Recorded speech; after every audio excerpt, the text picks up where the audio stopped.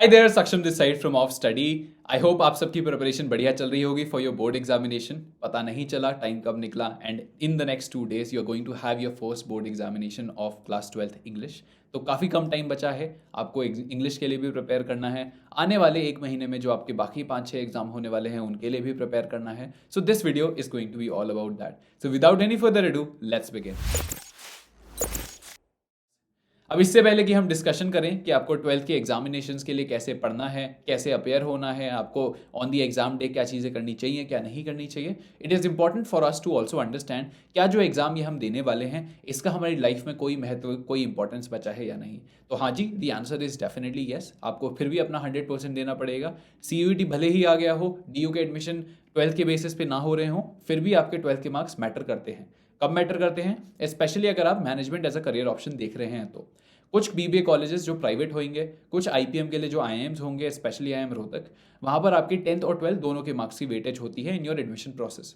अब 10th में तो जो करना था हमने कर दिया, उसमें हम पीछे जाके वापस चेंज नहीं कर सकते, बट एटलीस्ट 12th के केस में हम अपना 100% दे सकते हैं, तो क्यों ना हम वो करें। So that is very important. Secondly, कल को आप MBA करने जाते हैं, किसी भी IIM में एडमिशन लेते हैं, किसी भी और अच्छे इंस्टीट्यूशन में एडमिशन लेते हैं, वो आपका पास्ट एकेडमिक रिकॉर्ड जरूर देखेंगे, जिस केस में आपके 10th, 12th और ग्रेजुएशन तीनों के मार्क्स कंसिडर होते हैं। अगर आपको DU में ही एडमिशन लेना है, CUET देना ही है, तो CUET और 12th का सिलेबस भी लगभग लगभग मिलता जुलता है। सो इन दैट केस एनीवे आपको बाद में जाके सेम चीज़ें CUET के लिए पढ़नी पड़ेंगी, तो क्यों ना आप अभी से वो पढ़ते चलें। आपका 12th के मार्क्स भी आ जाएंगे, CUET की प्रिपरेशन भी हो जाएगी। It is a win win for you. So in that sense 12th की marks, yes I would still say कि अब 99% 97% लाने की ज़रूरत नहीं है, बट फिर भी एक रेस्पेक्टेबल स्कोर अपने एंड पे मेंटेन करना is something that you need to do, and वो करेंगे, साथ में CUET की प्रिपरेशन होती रहेगी, तो in that case it works out for you. So with that out of the way, let's have a discussion कि आपको आने वाले 1 महीने को कैसे स्ट्रेटेजाइज करना है, कहाँ से पढ़ना है, कहाँ से नहीं पढ़ना है। जब मैंने भी बोर्ड एग्जाम दिए थे, मेरे भी 95.4% बने थे, एंड इन दैट केस मैंने ज़्यादा एक्सपेरिमेंटेशन नहीं करा। काफ़ी सारे चैनल्स, काफ़ी सारे सोर्सेज पे आप जाएंगे, सब लोग आपको एडिशनल प्रैक्टिस मटेरियल के केस में काफ़ी चीज़ें बताएंगे। खुद का उनका कुछ का खुद का मटेरियल होएगा।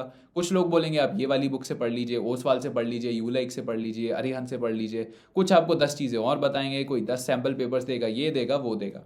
बट आपके लिए क्या ज़्यादा इंपॉर्टेंट है कि एटलीस्ट आप पहले बेसिक्स और फंडामेंटल्स पे वर्क करें, उसके बाद बाकी सारी चीज़ों पे जाए।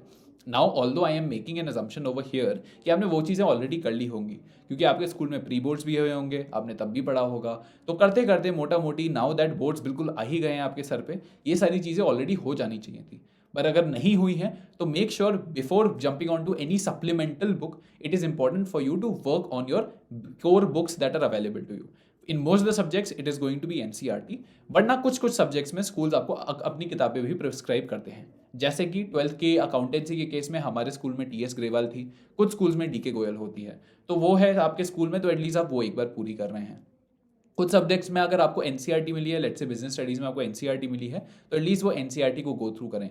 कोई मतलब नहीं बनता है एक सप्लीमेंट बुक पे जाने के लिए अनलेस एंड अनटिल आपकी बेसिक जो बुक है वो कंप्लीट हो गई हो। हाँ, वो जब हो जाती है उसके बाद वो सारी चीज़ें आपके क्वेश्चन में आती हैं। इन दैट केस ऑल्सो आपके लिए ये भी इंपॉर्टेंट है कि आप हर सब्जेक्ट का ऑफिशियल सैम्पल क्वेश्चन पेपर जाके CBSE की वेबसाइट से देखें, उसे सॉल्व करें, मार्किंग स्कीम से टैली करें। मार्किंग स्कीम से आपको पता चलेगा कि as an examiner CBSE what is it that they are looking for in an answer, आपको वो जानने में हेल्प होएगी, आपको अपनी परफॉर्मेंस कैपेबिलिटीज जानने में हेल्प होएगी, 3 घंटे एग्जाम में बैठने की आपको प्रैक्टिस होएगी, तो प्लीज़ आप वो करें।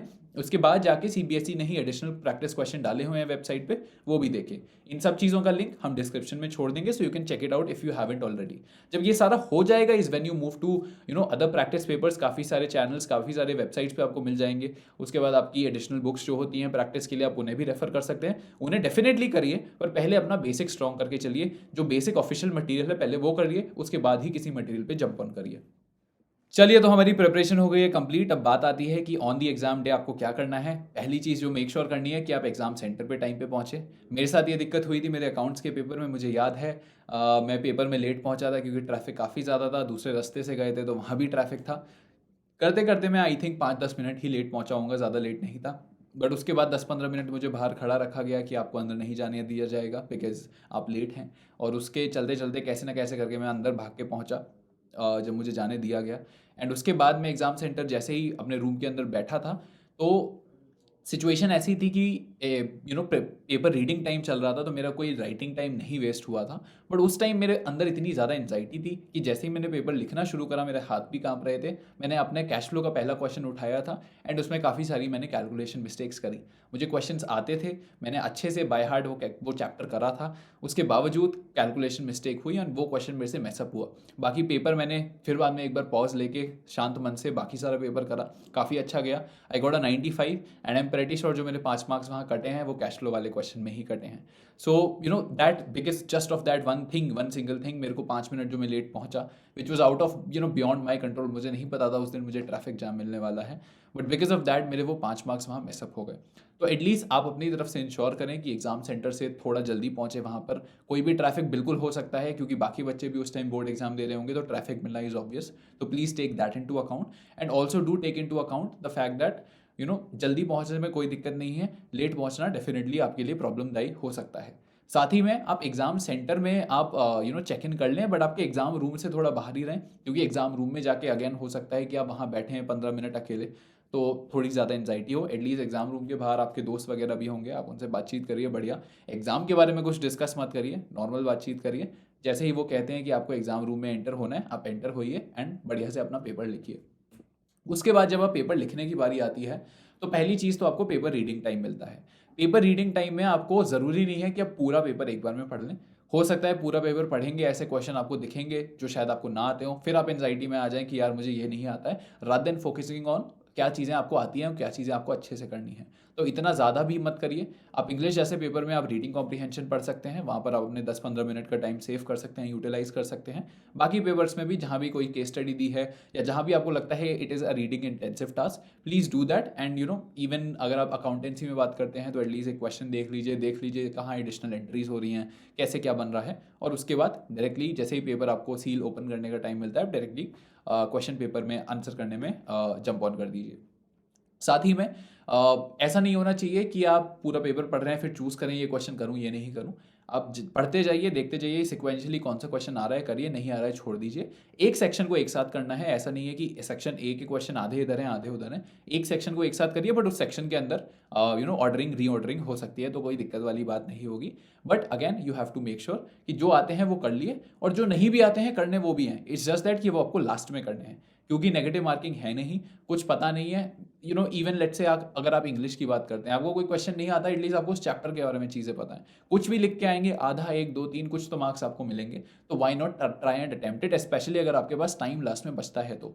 सो please make note of that and सारे क्वेश्चन अटेम्प्ट करके आना is mandatory for you. So that is how you need to go about it. उसके बाद अगर हम बात करते हैं प्रेजेंटेशन की, काफ़ी लोग आपको कहेंगे हैंड राइटिंग मैटर करती है, जो कि करती है, but at the same time hand writing is something जो कि आप चेंज नहीं कर सकते लास्ट के 2 दिन में, 10 दिन में, 1 महीने में। हैंड राइटिंग इंप्रूव करना in it self is a process, और आप इस एज में आ गए हैं कि अब जाके हैंड राइटिंग में बहुत ज़्यादा डिफरेंस नहीं होने वाला।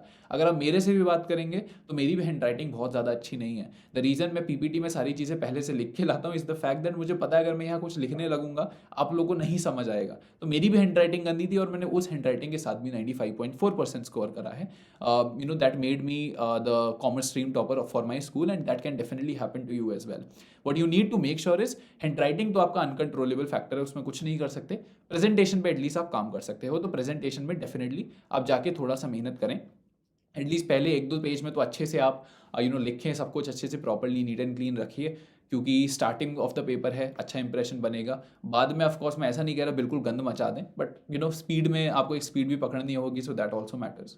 सो वो भी करें, बट उसके साथ साथ प्रेजेंटेशन में आता है कि आप प्रॉपर स्पेसिंग दे रहे हैं, बीच में आप लाइन्स ड्रॉ कर रहे हैं जहाँ पर नेसेसरी है, ऑफकोर्स पेपर खत्म करने के बाद मार्जिन्स ड्रॉ हो रहे हैं दोनों साइड में, और उसके बाद अगर आप एक क्वेश्चन खत्म कर रहे हैं दूसरा क्वेश्चन आप नेक्स्ट पेज पे चालू कर रहे हैं, तो वो सारी चीज़ें भी इंपॉर्टेंट रहती हैं। इंग्लिश जैसे पेपर में तो खैर कुछ इंपॉर्टेंट ऐसा नहीं होता है, बट बाकी पेपर, लेट से आप बीएसटी का पेपर दे रहे हैं तो आप उसमें अंडरलाइन कर रहे हैं कीवर्ड्स को, जो भी आप 5 पॉइंट्स एक्सप्लेन कर रहे हैं उन 5 पॉइंट्स का फ्लो चार्ट बना सकते हैं। अगर आपसे पूछा है 5 प्रिंसिपल्स ऑफ मैनेजमेंट, तो एक फ्लो चार्ट बना दीजिए। So all of that helps the evaluator in terms of evaluating your paper, right. उसको ज़्यादा स्ट्रेस नहीं देना पड़ेगा, उसको दिख रहे हैं इसने बच्चे ने ये 5 पॉइंट लिखे हैं, ये उसके आंसर के इंपॉर्टेंट पॉइंटर्स थे, वो सिर्फ वो पढ़ के आपको मार्क्स दे देगा, क्योंकि उनके पास टाइम लिमिटेड होता है आपकी पेपर कॉपी चेक करने के लिए। अगर आप ये सब नहीं करते, वो पूरा क्वेश्चन में आपको पूरा आंसर पढ़ेंगे, गलतियां ढूंढने के चांसेस ज़्यादा बढ़ जाएंगे। So make the job easier for them and also more fulfilling for you by doing these additional things which will help you present your paper better. At the same time आपको ये भी make sure करना है आपको इस सब चीज़ की habit हो। ऐसा नहीं है कि पेपर वाला दिन पहली बार है जो आप डायग्राम बना रहे हो, आपको पता ही नहीं है 3 घंटे के पेपर में आप 4 घंटे वाला टाइम ले रहे हैं। आपके अगर प्रेजेंटेशन बेटर करने में अगर आपके 3-4 क्वेश्चन छूट जाते हैं, I would say optimize for paper completion then make beautifying the paper. और ये सारी चीज़ें आपको पेपर से पहले जब आप सैम्पल पेपर कर रहे होंगे तब आपको प्रैक्टिस करनी है, एक्सपेरिमेंट करनी है। ये सारी चीज़ें एक्चुअल एग्जाम में जाके पहली बार नहीं होनी चाहिए। उसके बाद that brings me to the point कि आपका पहला पेपर होने वाला है इंग्लिश का, जो कि होने वाला है परसों ही। So in terms of the tips for that, पहली चीज़ तो अभी तक आपने काफ़ी सारा पढ़ लिया होगा, नहीं भी पढ़ा है तो एटलीस्ट जितना टाइम में आपके पास है उसमें काफ़ी सारा सिलेबस आप कर सकते हैं, प्लीज़ करिए। इंग्लिश के जो राइटिंग सेक्शन है उन सबके फॉर्मेट्स अच्छे से बाय हार्ट कर लीजिए। जो अनसीन पैसेजेस हैं 1-2 प्रैक्टिस कर लीजिए। और जितनी भी नॉवेल्स हैं, आप नॉवेल्स तो नहीं है खैर आपकी, बट जितनी भी स्टोरीज हैं, चैप्टर्स हैं, पोम्स हैं, उनको एक बार गो थ्रू कर लीजिए, रीड कर लीजिए। साथ ही में काफ़ी लोग, आप काफ़ी यूट्यूब चैनल्स पे जाएंगे, काफ़ी लोग कहेंगे अनसीन पैसेज में पहले क्वेश्चन पढ़ें, पहले पैसेज पढ़ें, पहले फर्स्ट और लास्ट पैराग्राफ पढ़ें, पहले ये पढ़ें, ये अंडरलाइन करें, वो करें।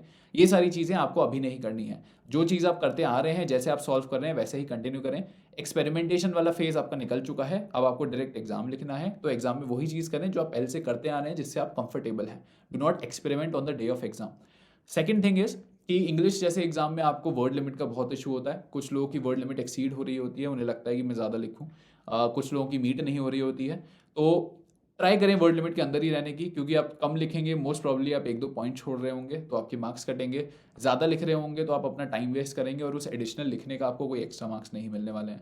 आपका content quality is always superior than your length of your content और length of your answer. So focus on that part. And ऐसा नहीं है 5-10 वर्ड इधर उधर चलते हैं, दिक्कत मत लीजिए और वर्ड्स को काउंट करने मत बैठिए। ऐसा नहीं होना चाहिए आप हर आंसर लिख रहे हैं उसके बाद 1 2 3 करके तक करते काउंट कर रहे हैं कि आपने कितने वर्ड्स का आंसर लिखा है। That will serve no purpose, so please don't do that. Also not just for English paper, बाकी पेपर्स में भी strategize the paper in a way कि आप 3 घंटे में पेपर भी कर रहे हैं और साथ में 15-20 मिनट का टाइम बचता है for you to review all your answers. उसमें होता यह है कि पहली बार जब लिखा होता है जल्दी जल्दी कुछ टाइपोज रह जाते हैं, कुछ ग्रामेटिकल मिस्टेक्स रह जाती हैं। जब आप दूसरी बार 1.5-2-3 घंटे बाद आप वापस आते हैं उस सेक्शन पे फ्रेश माइंड के साथ, तो आपको ईजी रहता है वो एरर्स फाइंड करने के लिए। अच्छा, अरे मैंने यहाँ स्पेलिंग गलत लिख दी, यहाँ आपको एंड की जगह इज होना था, यहाँ ये होना था, वो होना था। वो सारी चीज़ें आपको उस टाइम पे पता चल जाती हैं, आप रेक्टिफाई कर लेते हैं, तो जितने भी मार्क्स आपके सिली एरर्स के लिए कटते वो शायद ना कटें। So please keep a note of that also. And with that being said, all the very best for your examinations. आपने काफ़ी मेहनत करी है, काफ़ी पढ़ा है, तो आई होप उसके हिसाब से आपका रिजल्ट भी काफ़ी अच्छा आए। एंड इसके बाद भी आपको और मेहनत करनी है फॉर योर बोर्ड एग्जाम्स के बाद। आपके जो एंट्रेंस एग्जाम्स आने वाले हैं, CUET हुआ, IP मैट हुआ, या फिर जिस भी एग्जाम के लिए आप प्रिपेयर कर रहे हैं, all the best for that as well. Like share subscribe to the channel for more such content. आपका कोई भी क्वेरी है आप कॉमेंट कर सकते हैं। I wish you all the best, stay safe, take care and bye bye.